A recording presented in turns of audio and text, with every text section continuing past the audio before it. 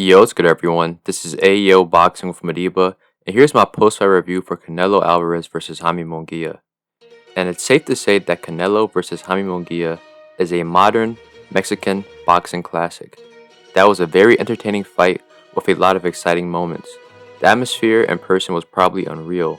The whole card was great to be honest, so shout out to the PBC and Amazon Prime for putting on these good fights. And as a fan, I was satisfied. And my prediction for the fight was pretty solid for the most part. I predicted that Canelo would beat Munguia due to Munguia's tendencies to keep his head on the line and being vulnerable to counterpunches, and we saw that happen last night. And I thought that Canelo would stop Munguia in the later rounds, but he did drop him once, and he did hurt him several times. I also predicted that Munguia's youth, explosiveness, and volume would cause Canelo problems, and we also saw that throughout the fight. But this fight taught me two things. Munguia is better than I expected, and Canelo is leaving his prime. If you ever watch my channel, then you would know that I never rated Munguia highly. His resume is overinflated, and with the exception of 2 or 3 names, he hasn't fought top competition. He's always been a protected fighter, and he's been hurt several times by lesser opposition. But I overlooked the fact that Munguia has always been an active fighter who fights multiple times per year, and he has fought a lot of different styles and is learning on the job. And all this would show against Canelo. Munguia was the best version of himself last night. Munguia's defense has definitely improved. He kept his head moving at mid-range and would routinely roll underneath Canelo's right hook. He kept his hands up and would often catch the left hook to the head, even if the left hook still caused him damage. His defensive flaws mainly occurred when he was on the inside fighting Canelo, but when he was at the mid-range or on the outside, Munguia utilized his reach and size advantage. He had a lot of success with his volume jab, which would keep Canelo at bay and at range, and allowed him to throw multiple punch combinations. Canelo would often slip, catch, and block these jabs and combinations, but a lot of those punches still managed to land and disrupt Canelo's rhythm. Munguia was at his best when he was fighting at his range, as he was able to dictate the pace and the distance.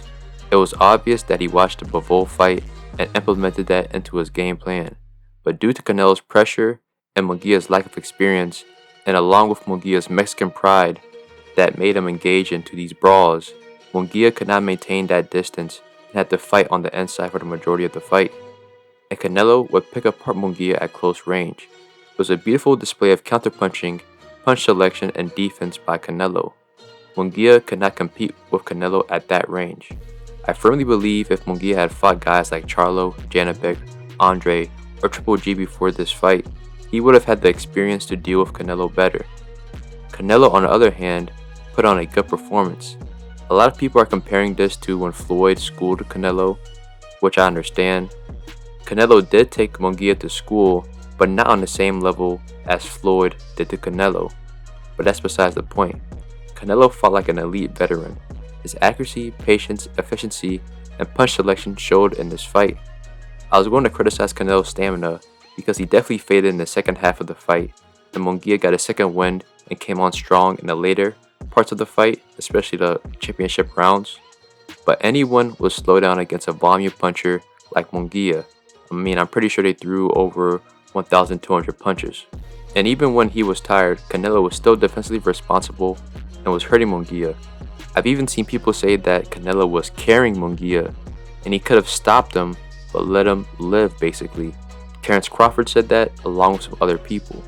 But this fight has solidified to me that we will never see the same skill set of a younger Canelo again. Rather than the slick counterpuncher, we now have the walk down pressure style of Canelo, which is why I believe that Canelo is leaving his prime and on a decline. But that's not necessarily a bad thing, because all fighters have to change their styles when they get older and they'll eventually slow down, especially if they go up in weight. We've seen this with Floyd Mayweather, Manny Pacquiao, and other great fighters. This is why Canelo needs to fight Benavidez sooner rather than later, because as seen in this fight, volume and activity along with a good jab can give Canelo a lot of problems. And I'm inclined to believe that Benavidez won't make the same mistakes as Munguia. Overall, it was a good fight. Munguia proved himself and is now a bona fide Mexican superstar. This was essentially a passing of the torch to him, and depending on when Canelo retires, Munguia could be the next Mexican superstar. He'll definitely learn from this fight and improve, and I'm waiting to see what goes from there. And despite the good performance, I'm still critical of Canelo because if he fights Edgar Berlanga or Jamal Charlo next, I will be highly disappointed. Munguia should fight those guys instead of Canelo. Canelo needs to stop acting like a duck and fight David Benavidez. But who knows, this is boxing, anything can happen. So thank you for tuning in with AEO Boxing with Madiba. Like, subscribe, and more content coming your way.